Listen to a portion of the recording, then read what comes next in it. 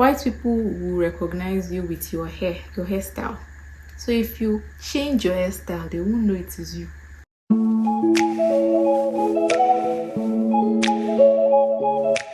Hey guys, welcome back to my channel. In today's video, I will be sharing with you 10 surprising cultural differences between Nigeria and Canada. This video is long overdue, but these differences still exist, so I might as well just talk about them. If you're new to this channel, welcome. We hope that you like it here. So let's dive straight into today's video. Now, 10 surprising cultural differences. The number one thing on the list for me is garbage disposal. Back home, we just had trash can. The most that we would do with recycling is just to grab plastic bottles and keep it somewhere either to sell or to reuse or to donate or, just have another use for it. Here, we have three garbage bins. There's one for compost, that's leftover food. There's one for recycling, that's plastic bottles, plastic bowls, plastic, anything recyclable, boxes, anything recyclable. And the third one is the trash. So that's where the rest of the trash goes. The next thing for me is shopping. The shopping style here is totally different from what we have back home. So here, you find your way to the store, whether it's African store or Walmart or Costco or Superstore, No Frills, whatever store you are going to, you just go there, grab a cart. Even the farmer's market, grab a cart and shop away. But back home, it's not like so. Back home, if you're going to the markets like Idumota, Balogun, or even Bodija, Oyigbo, any market at all, there's nothing like shopping carts. Even cars have not found a way to go into the market. It's now shopping carts. So there's nothing like shopping carts. You go in with your two legs, search for what you want to buy what you want to buy, and get out. So when I came here, it was like soft life. It was nothing like walking the distance. You just, even if you're going to be walking in the store, you're going to be pushing your carts with ease. You're not lifting anything heavy.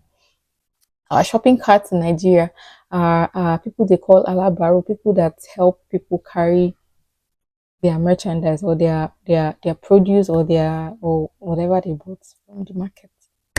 So yeah, the shopping style here was absolutely different and chill, chill for me. I like the chill style of shopping. I remember when my mom came visiting and she went back home and she needed to go to the market. And after shopping and everything, so we're talking one day, she was like, she was so pissed earlier because she had to go to the market. And she got to the market, she was like, oh, I was in Canada a few days ago and shopping wasn't this stressful. Like, it was so funny. But yeah, the shopping style here, absolutely different, but I prefer the shopping style here. So the next thing is the credit lifestyle. Here, you have to have a credit history to be able to get something like a mortgage.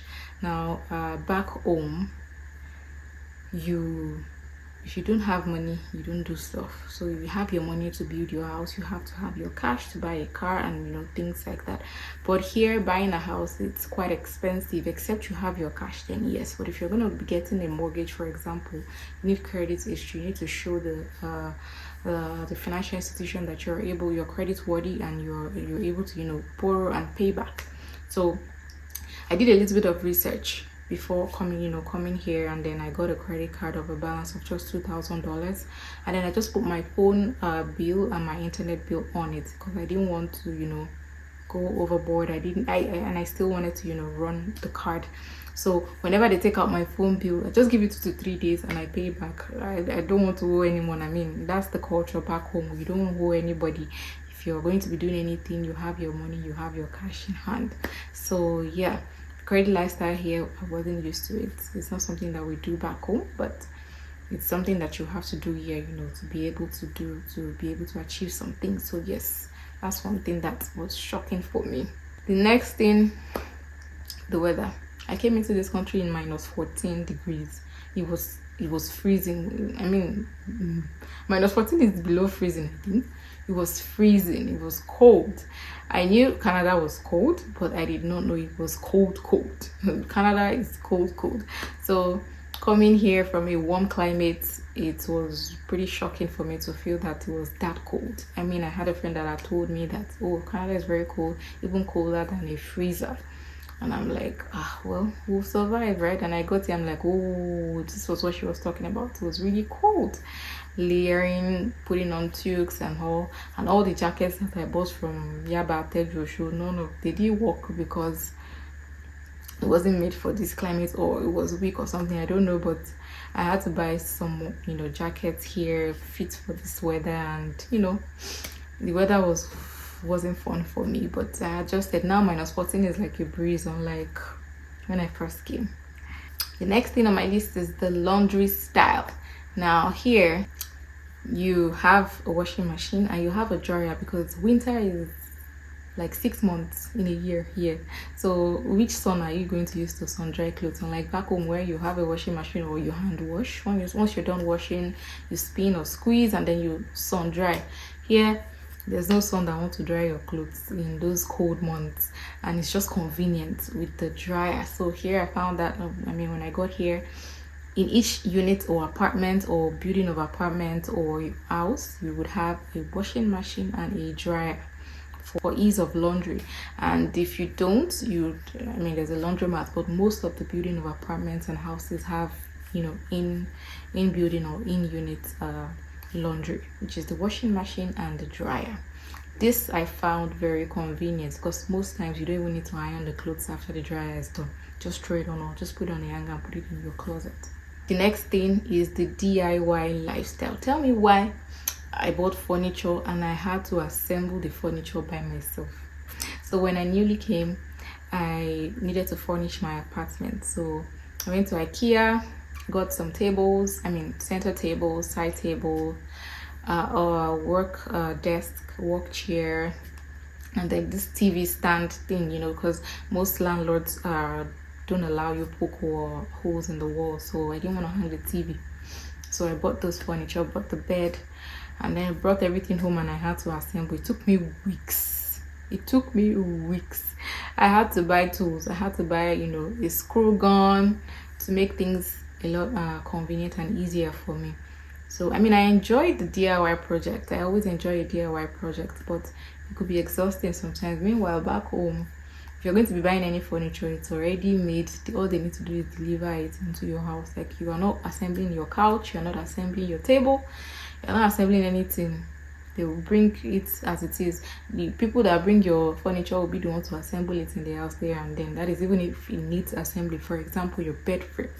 So yeah, the DIY culture here is you have to be handy. I remember when I moved into my apartment when I newly came, and I needed to fix curtains on my balcony and bedroom, and the handyman had said he was going to charge $50 per hour. I'm like, $50 per hour to hang curtain? Nah, I wish I could do that one by myself, but I couldn't. So I paid. But if you want to do stuff, assembling even common furniture is a minimum of $50, $40, $50. So you might as well just do it yourself and save that money. So yeah, the DIY culture here is really, really strong. They hardly outsource menial little things, so you do most of the things yourself. The next thing on my list, this one, I don't know if I should say I found it shocking or surprising or just absurd. White people will recognize you with your hairstyle. So if you change your hairstyle, they won't know it is you. I was shocked because when I newly came, I was working from home and COVID and stuff. So I eventually started going to the office, and my colleagues at work, when I change my hair or I change my wig, they don't recognize me, and I'm like, did you people not keep record of my face? They will tell you they didn't know it was you walking by or passing by, because your hair changed. I didn't know it was you, because they expect that you have the same type of hair for a while. And we Africans, Nigerians, we change things up. This month, if you want to use this wig, next month you want to braid your hair, next month you want to just carry your natural hair. You want to look different, but they don't have that. White people don't do that. So that was one thing that was absurd to me, but I eventually got used to it. At a point, I even stopped changing my hairstyle. I just stuck to one wig just so they know that it's me. But at the end of the day, I had to switch things up because I'm not used to carrying one hair for a long period of time. I even have friends that have work wig, so they have a specific wig that they use for work, because white people don't recognize you when you change your hair. So yeah, that's one thing that I found surprising and absurd. The next thing is fashion. When I was coming to this country, I was prepared for summer. I brought all my Ankara cute dresses, jumpsuits, pants, tops and stuff. And then I'll dress to church and I'll feel like I'm overdressed. Like, you know, the regular cute things that we wear back home, I felt like you're being overdressed here. You're going on the road in the summer, they just want to wear tank top and shorts, or you know, just be simple because it's hot, right? And in the winter they've layered up. You're seeing one jacket with someone every day. You don't know what's underneath because it's cold, right? You don't want to expose yourself.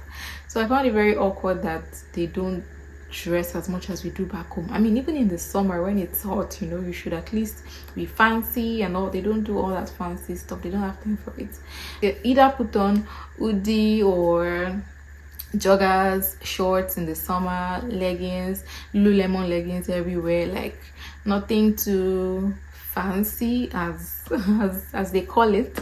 But me, I brought all my Ankaras, my, you know, my ashwebis that I had for, you know, Sundays and all. But if you look at their own lifestyle, you will not wear your clothes. But me, myself and I wore my clothes. I mean, I've been wearing my clothes. I still wear my clothes every summer. I give them back to back to back to back as much as I can, because this life is one. Next up is vocabulary. Our vocabulary is quite different. Maybe because we're colonized by British people. Here, for example, they say, they call chips, what we call chips, maybe chicken and chips or fish and chips in Nigeria, they call it French fries here. So if you say chips here, they are talking about maybe Lay's or Pringles or something. So they have separate words. I mean, they have different words meaning the same thing. English, still English, meaning the same thing. An example is that French fries and chips that I talked about. So yeah, that's another thing that I found shocking, because I felt like, oh, we're speaking English now, it shouldn't be that bad. I mean, I watch American movies and stuff. I've seen, you know, there's a little bit of vocabulary difference, but I didn't know it was that deep when I got here. So yeah, vocabulary was one thing. It wasn't so bad, but it was something that was a little bit surprising, because I mean, if you've not lived in a country, even if you just watch the movies, you wouldn't know that there are some things that are, you know, different. But yeah, it's something that was surprising for me. And last but not the least is faith. Here I can count on my hands how many churches I've seen. Meanwhile, back home, after every NEPA poll, there's church, there's mosque. Here, there are some areas that you can't even find church. There are some churches that meet in community halls, like my own church. We meet in a community hall. So there's not a lot of churches here. Most people, well, I won't say most, some people work on Sundays. So like, that's the culture here. So unlike back home, that Sunday morning the whole roads are clear, free. People are either getting ready to go to church or to go to mosque, or you know, some sort of faith activity. But here it is definitely not like that. If you're going to church, go to your church in peace. Don't stress people. There's nothing like speakers outside. The speaker of your church, put it outside so that when people are passing the road, there's a church here, and then they can you cannot be making that kind of noise in the neighborhood. So yeah, that was one thing that I also felt was absolutely shocking. Well, in this case, it's not so shocking. It was just surprising, you know, that they didn't have as much church as I had expected, based on the fact that it was white people that brought religion to Nigeria. Is there anything I'm missing? Let me know in the comments and we can chat about it. If you have not subscribed, press it wherever the subscribe button is for you. Press it. Thank you guys for sticking with me on this video, and I'll see you in my next video. Bye.